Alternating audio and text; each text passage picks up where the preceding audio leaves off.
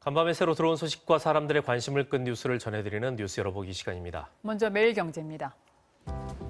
한국은행이 올해 실질 국내 총생산 성장률 전망치를 지난해 11월과 동일하게 3%로 유지하고 물가 전망치는 1.3%로 상향 조정했습니다.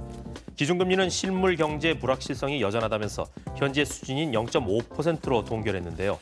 반도체 같은 일부 업종의 호황에 힘입어 성장률은 방어하겠지만 소비 침체에 따른 체감 경기 회복은 여전히 더딜 것으로 내다본 겁니다.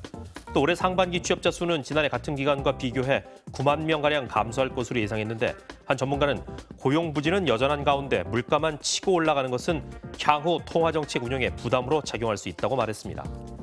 다음은 세계일보입니다. 새해 들어서 주택 매수세는 주춤하고 있지만 아파트 청약 시장의 열기는 좀처럼 식지 않고 있다고 합니다. 3월에는 올해 상반기 중 가장 많은 공급 물량이 쏟아지면서 본격적인 봄 분양 성수기가 시작될 전망이라는데요.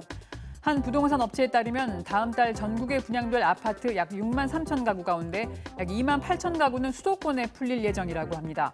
수도권의 평균 청약 경쟁률은 29.7대 1로 지방보다 월등히 높은데요. 수도권 청약 과열을 우려하는 목소리가 높아지고 있는 가운데 분양가 상한제 개편이 올해 청약 시장의 변수로 작용할 것이란 관측이 나오고 있습니다. 다음은 중앙일보입니다. 카카오와 네이버가 어제 직원들을 대상으로 온라인 간담회를 열었습니다. 카카오에서는 김범수 이사회 의장이, 네이버에서는 이혜진 글로벌 투자 책임자와 한성숙 대표 등이 나섰는데요. 성과급 갈등을 겪고 있는 네이버 간담회에서는 성과급 기준이 뭐냐는 질문이 나왔는데 한성숙 대표는 총 보상 차원에서 동종업계 최고 수준이 되고자 노력하겠다고 답했습니다. 재산의 절반 이상을 기부하겠다고 밝힌 카카오의 김범수 의장은 빌 게이츠를 롤 모델로 생각하고 있다면서 미국의 정보기술 기업인들 사이에는 기부 서약이 퍼져 있는데 우리나라도 거기까지 가보면 어떨까 하는 생각을 했다고 말했습니다. 서울신문 살펴봅니다. 헌법재판소가 사실을 말해서 다른 사람의 명예를 훼손시킨 경우 처벌하도록 하는 형법에 대해 헌법에 위배되지 않는다고 결정했습니다. 헌법 소원 심판을 청구한 청구인은 2017년 8월 한 동물병원에서 치료받은 자신의 반려견이 실명 위기에 처하자 수의사의 의료 행위를 SNS에 올리려다가 사실을 적시하더라도 다른 사람의 명예를 훼손하면 처벌받을 수 있다는 것을 알고 표현의 자유가 침해된다고 주장했는데요. 헌법재판소는 어떠한 사실이 진실에 부합한다 하더라도 사생활의 비밀 등이 침해될 수 있다면서 해당 조항은 표현의 자유를 침해하지 아니하고 헌법에 위배되지 않는다고 판단했습니다. 다음은 도하일보입니다. 넷플릭스가 2021년 한 해 동안 한국 콘텐츠에 5,500억 원을 투자하겠다고 밝혔습니다.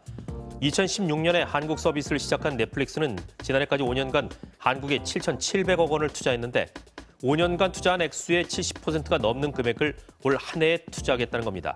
넷플릭스는 그동안 드라마에 집중한 제작 역량을 영화를 비롯해 예능과 시트콤, 다큐멘터리로 확대하고 다양한 장르를 아우르는 작품을 소개하겠다고 밝혔습니다.